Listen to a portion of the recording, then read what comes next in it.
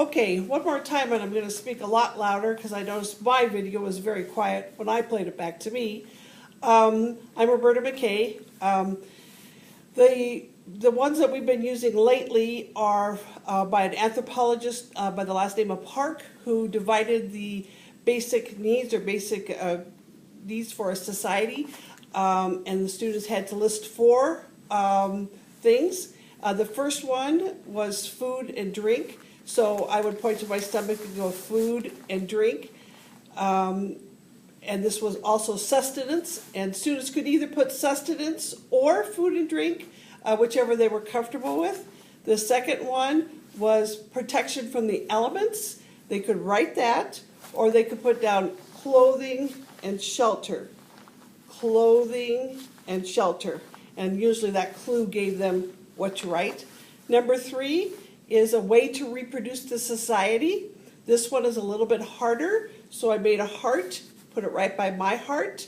We have marriage, kinship, and education, a way for the society to go on. And I would just do that, and then they only needed to write 2 things, marriage and kinship, or marriage and education, whichever ones they wanted. Number 4 was make sense out of the world. So sense up here, make sense out of the world. And this one had 3 also. Worldview, language, and religion. And I would just use those cues for them. Students have done well. I'm always amazed how you can take actions and how they remember it better than just memorizing vocabulary or memorizing lists.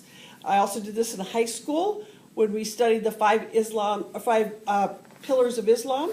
Number 1, one God. There's only one God, and I point to heaven and the number 1.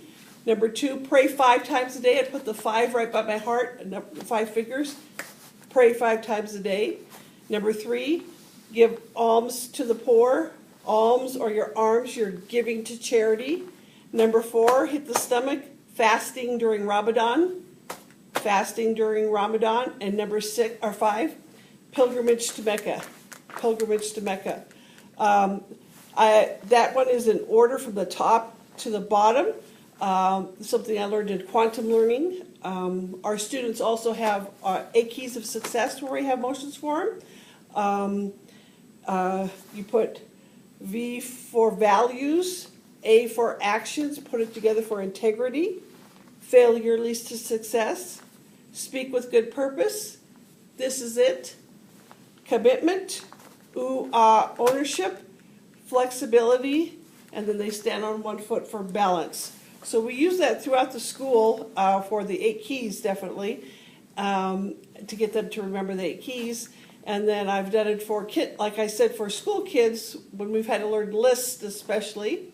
And like I said, it's amazing how the brain is rewired. Something in the book said monkey see, monkey do, but the neurons are changing, and that's how the students remember. And it's amazing. Kids will ask me, Mrs. McKay, are you going to do the motions for us? And I go, of course I will. I expect them to put the words down, but I gladly help them out with the motions.